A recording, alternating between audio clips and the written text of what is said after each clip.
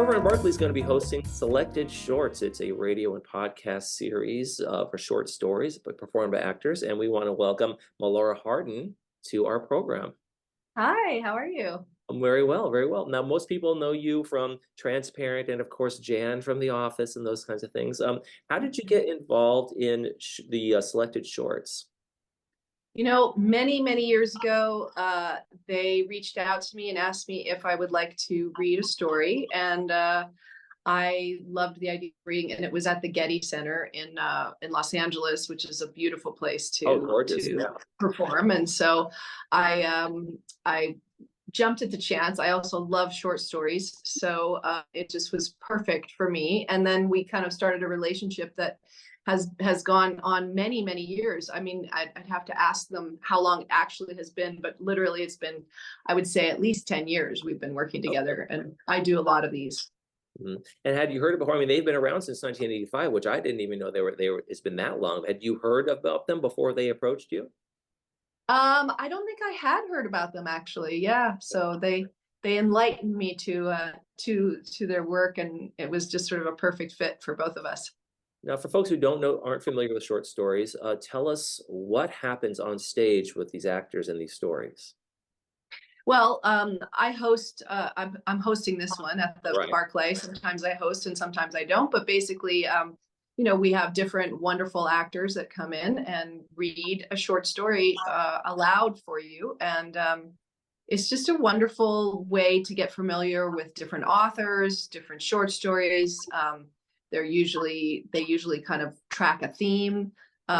So sometimes they're funny, sometimes they're kind of sexy or romantic, or sometimes they're kind of political, or it's really a lovely evening. It always is a really lovely evening. And you're not only hosting, but you're performing one of these as well. Yes.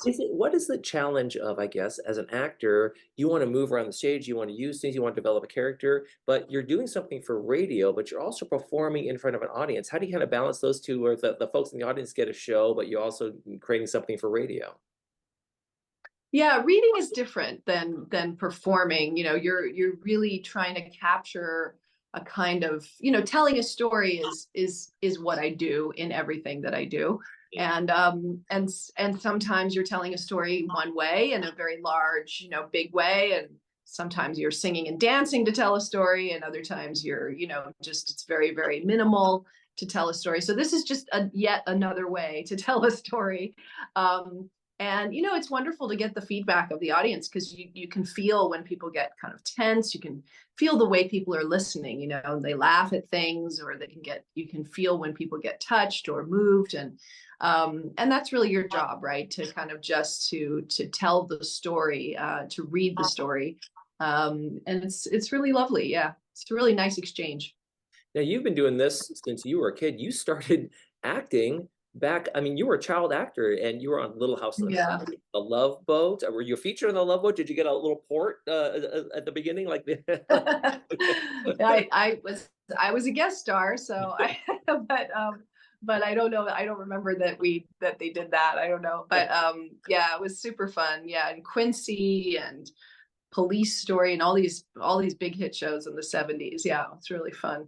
And was Yeah, I that started acting when I was 6. was that something that you absolutely wanted to do? Did your parents know, wow, we got to get this kid in front of a camera, we got to get her some acting lessons? And is that something you just knew as a child? Well, both my parents were actors, and the story is sort of fun because they, when people had to take their headshots and drop them off at their agents, I went with my parents to drop off their new headshots with their commercial agent, and their commercial agent was like, "Wow, you're so cute. Don't you want to do what mom and dad does?" And I was like, "I can do what mom and dad does." And apparently I just kept on like tugging on their sleeve and begging them, because they were reticent to let me do it, because they just didn't want me to, to have the rejection that comes along with this job. And so they finally decided, I guess I bugged them enough that they finally decided they'd let me go on 10 auditions, and if I didn't get anything, they would ease me out of it. But I got the first thing I went on. So Oh, come on, the first thing you went on? yes, yeah, the first commercial was a Peak toothpaste commercial, not even a toothpaste that's around anymore, but yeah, I got the first thing, and then that's it. The rest is history. Now, I'm guessing that's still like most people know you from The Office, a famous Jen, and that relationship that people saw. What was it like? What's it like for you to like have generations of fans coming with the streaming, with everything? I mean, my son is a huge fan of the show, and I don't even know if he was born when it first came out. How old is he? He's in his 20s now. Oh, wow, that's so great. Yeah, I mean, it's so exciting. That is one of the, I think the 13th pilot. I've done so many pilots and short-lived series, and we could have never known that this would be sort of an iconic, show that just keeps on speaking to generations of people. It's really wonderful. I have fans that are in their 60s and 70s, and fans that are 10 years old or 9 years Right. old. Yeah. I'm kind of like, really? You want your 10-year-old to watch that? But it's great. It's really exciting to just to have to have people still turned on and excited by what we did, and that they resonate with it still. Now, had you had improv experience before you did The Office? Because you were on a lot of from your resume, a lot of scripted shows where I'm guessing there wasn't a lot of improv on Love Boat or Little House on the Prairie. And when you went into that environment, what was that like? Well, my mom was an acting teacher, and I did do a lot of improv with her. And we had an improv company. But The Office is fully scripted. It's a fully scripted show. It's just that we did also improvise some too. But we always did it the way it was written, and then we would sometimes have opportunities to kind of play and improvise, and that would sometimes end up in the show. But yeah, it was a fully scripted show. But yes, I love improv and very comfortable with it. I do, I've done a lot of it. Yeah. But just in a different way than a lot of people have done it. I wasn't trained to sort of hit the jokes. I was trained to kind of, use improv as a way to get to the reality of the moment. And you've also had a bit of a film career too, 27 Dresses, 17 Again, which is one of my daughter's favorite movies. And so you've worked in a lot of areas. Are you kind of amazed when you kind of step back and go, wow, I started as this child and I have continued to work my entire career? When you look back, what is that like for you to see the whole kaleidoscope of your career?